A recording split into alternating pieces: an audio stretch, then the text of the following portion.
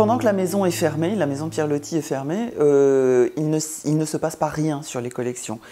Au contraire, il y a un énorme travail de fond qui s'effectue dans les coulisses. Ces coulisses étant les réserves où sont actuellement entreposés l'ensemble des objets.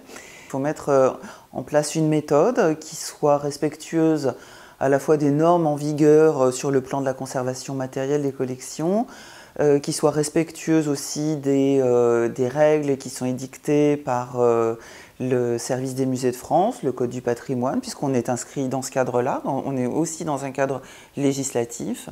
Et à travers ce prisme, on analyse les différentes catégories d'objets. Ça va de la peinture, sculpture, des arts graphiques, en passant par les textiles, les armes, etc.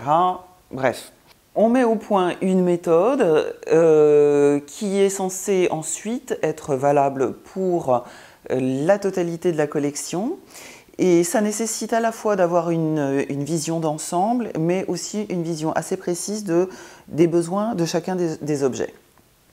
Le premier paramètre à prendre en considération, c'est l'interaction des objets mobiliers avec le cadre, le bâtiment, la pièce pour laquelle ils ont été choisis, collectés, et donc l'ensemble du décor et des biens immeubles de la maison. Donc c'est une question d'ambiance, d'harmonie générale, d'harmonie colorée et d'atmosphère, de façon à ce que lorsqu'on va continuer à lancer des marchés, puisque ce sont des marchés publics, de restauration de chacun des objets par type d'objet, on ait une démarche qui soit cohérente, une approche qui soit cohérente.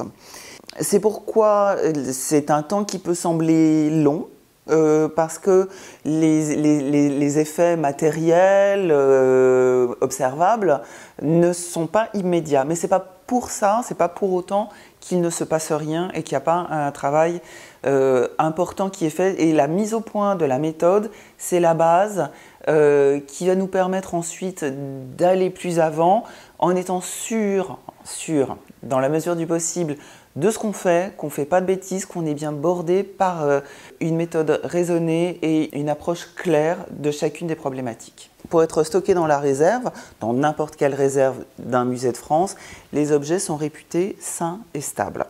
Ce qui ne veut pas dire qu'ils soient en excellent état non plus. Ces petites figurines de terre crue chinoises sont stables, mais elles ne sont pas présentables telles quelles. Elles ont perdu des éléments, elles sont fragilisées. Il n'est pas question de les retransporter, par exemple, avant une consolidation. En revanche, bon, elles bénéficient déjà d'un conditionnement qui leur convient.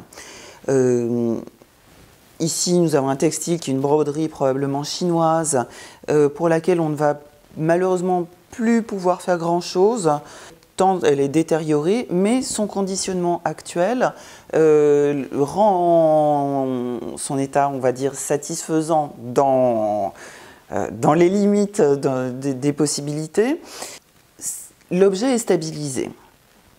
En revanche, pour les trois autres objets qu'on peut considérer ici, si on reste sur la problématique du conditionnement, cette photo de Pierre Loti avec sa femme dans son cadre en bois doré, la photo en elle-même ne montre pas des signes de dégradation excessive, ni le cadre non plus. Dans les deux autres objets, ce qui est intéressant, entre autres, c'est la problématique des traces d'usage. On a là une paire de chaussons, de pantoufles qui a appartenu à Gustave, le frère aîné de Pierre Loti, de Julien Viau, qui pour le moment n'ont pas encore été ni restaurés ni conditionnés.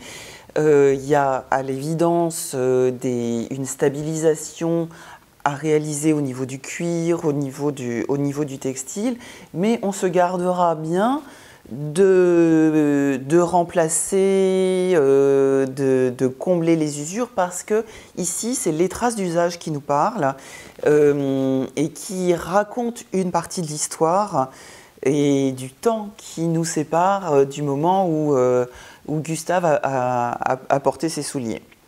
De même, cette lampe qui était accrochée dans la mosquée, qui présente, alors là, deux types de problématiques. On a des traces d'usage, c'est-à-dire la trace du combustible, enfin de la matière grasse accumulée à l'intérieur, qui nous renseigne sur une partie de l'usage de cet objet probablement rapporté du Moyen-Orient ou de l'Empire ottoman. Et puis, une trace d'usage plus tardive qui est le résultat d'une électrification qu'on peut dater probablement postérieurement au moment où l'objet a été installé dans la mosquée.